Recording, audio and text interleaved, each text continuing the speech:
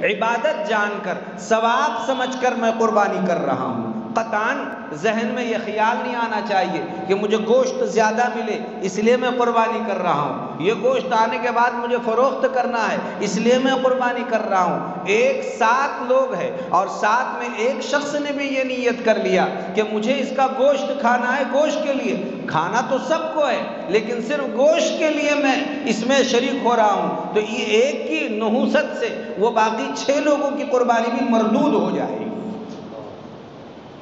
قربانی میں سب کی ساتوں کی نیت، تقرب اللہ، ثواب، عبادت، اللہ کے لیے میں قربانی کر رہا ہوں، اس طرح کی نیت ہر ساتھی نے کرنا چاہیے۔ پھر جو حصہ آئے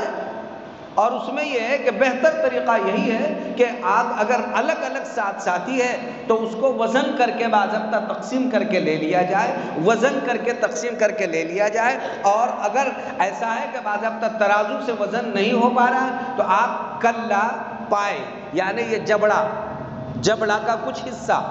اور پیر، اس کے کھری اور پیر جو ہوتی ہے یہ پیر کا کچھ حصہ اس کے ٹکڑے کر دیں اور یہ بھی آپ اس حصوں میں تقسیم کر دیں، تو کسی طرف اگر وہ کم ہے تو وہ پھر جائز ہو جائے گا، زائد ہے وہ جائز ہو جائے گا۔ لیکن یہ ہے کہ آپ جو ہے یہ اس کے حصے بھی اس میں جبڑا اور پیر اس کے بھی ٹکڑے کر کے ڈال دیے جائے۔ اور بہتر یہ ہے کہ ہر ساتھی ایک دوسرے سے یہ کہہ دے کہ اگر کسی میں کوئی حصہ بڑھ جائے یا کم ہو جائے سب ایک دوسرے سے راضی رہیں، اس سلسلے میں ایک دوسرے سے راضی رہ کر کام کر لینا چاہیے۔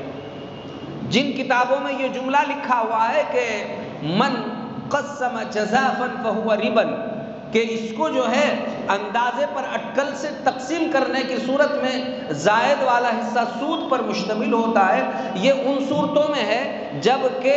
یہاں پر یہ کلا پائے اس میں نہ رکھے جائے یا پھر باہم ساتھی ایک دوسرے کو رضامندی کا اظہار نہ کرے، تو اس صورت میں پھر یقیناً یہ شکل بنے گی۔ لیکن اگر ایسی صورت نہیں ہے، سب نے اجازت دے دی، کمی بیشی سب برداشت کی جائے گی، تو پھر اس میں انشاءاللہ یہ کیفیت نہیں بنے گی۔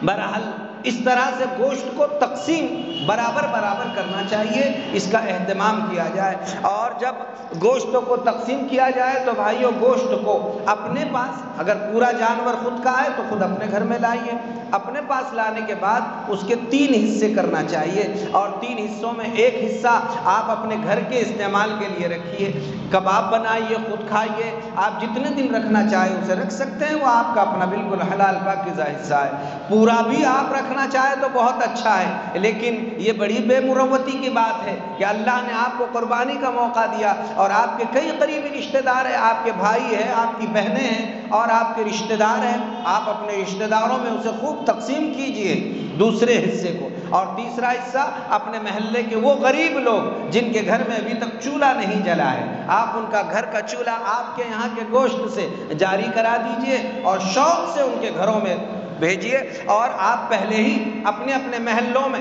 ایسے لوگوں کی فہرست بنا لیجئے جن پر قربانی واجب نہیں ہے، اور تحقیق سے آپ کو پتہ چلے کہ ان لوگوں نے قربانی واجب نہیں ہونے کی وجہ سے نہیں کی ہے، تو آپ ان کے گھر پہ بجائے یہ ہے کہ بس اس طرح سے 100 گرام گوشت دینے کے آپ کلو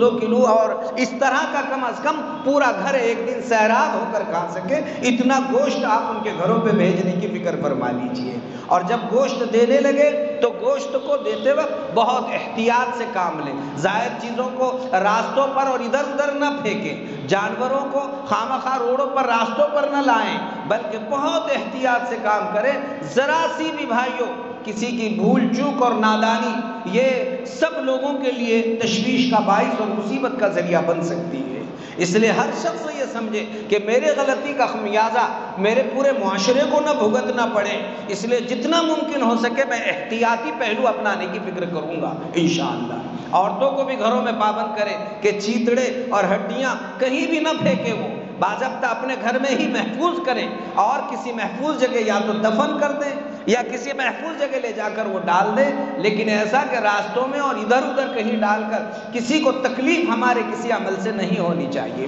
خاص طور پر ہمارے بہت سارے احباب ہندو بھائیوں کے محلوں میں رہتے ہیں، تو ہماری کسی ہڈی سے اور چیتڑے سے ایسے کسی بھائی کو تکلیف نہیں پہنچنا چاہیے۔ معاشرے میں عمومی طور پر یہ باتوں کو پھیلایا جائے، حتیٰ کہ کچرا کنڈی کی جگہ کسی ہندو بھائی کے محلے میں ہے، آپ کے گھر سے دور ہے اور ہندو بھائی کے گھر سے قریب ہے، تو ایسے جگہ پر بھی آپ لے جا کر نہ ڈالیں، کہیں وہاں سے کوئی جانور یا کتا بلی کسی ہندو بھائی کے گھر پہ اس کو لے جا کر نہ ڈال دیں جو اس کے لیے تکلیف اور تشویش کا باعث بن رہی ہو۔